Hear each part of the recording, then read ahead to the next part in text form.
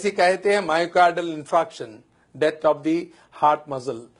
Cerebral infarct यानी death of the brain tissue, वैसे ही कहते हैं किडनी इंफ्राक्ट यानी death of the kidney tissue.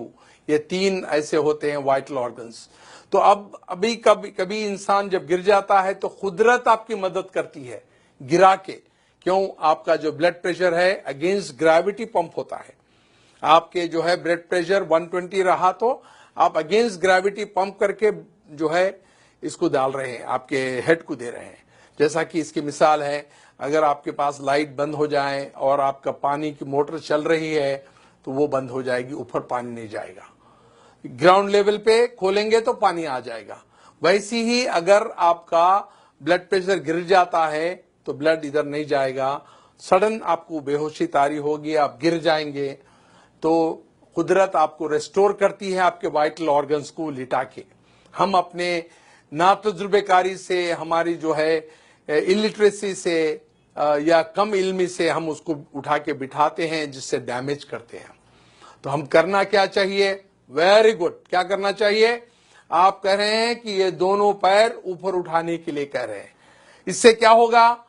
इससे ये होगा कि जो ब्लड 2.5 लीटर्स इनके लोअर पार्ट में हैं वो वाइटल ऑर्गन्स में जाएगा और ये 2 मिनट के अंदर उठ के बैठ जाएंगे।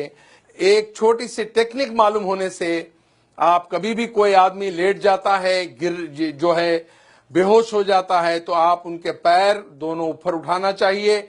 जो 2.5 लीटर ब्लड आपके पैर में है वो सिर के तरफ जाएगा, नॉन वाइटल ऑर्गन से वाइटल ऑर्गन्स को ब्लड जाएगा, वो 2 मिनट में उठ जाएगा इंसान।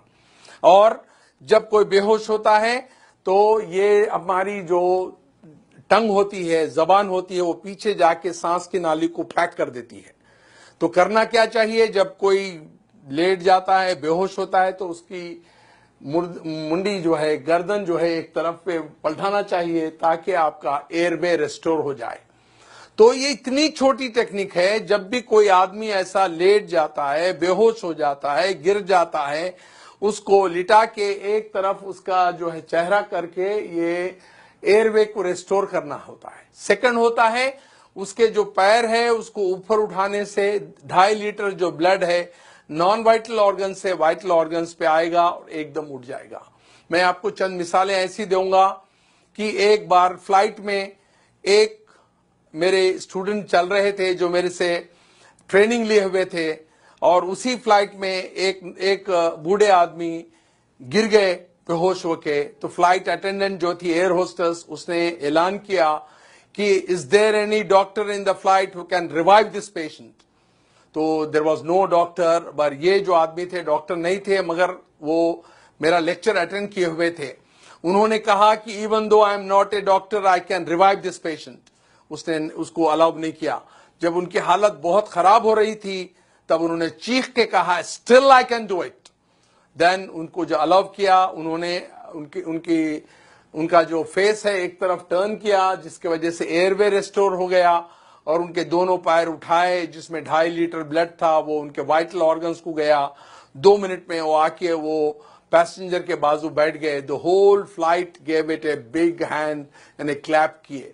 और उनके रिलेटिव्स जब एयरपोर्ट पे उतरे तो दिस जेंटलमैन टोल्ड, ये बोले उन्होंने कि वे मेरे जो ट्रेनर है डॉक्टर रफीक साहब हैं।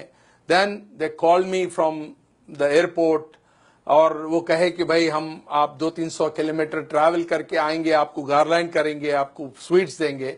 मैं कहा वो हमारे दोस्त को दे दीजिए आप, और मेरे को मिलने के बराबर है। और ऐसे कई वाकयात हुए हैं, ऐसे इंस्टेंसेस है जहां पर कई लोगों की जान जो है बचाई गई है।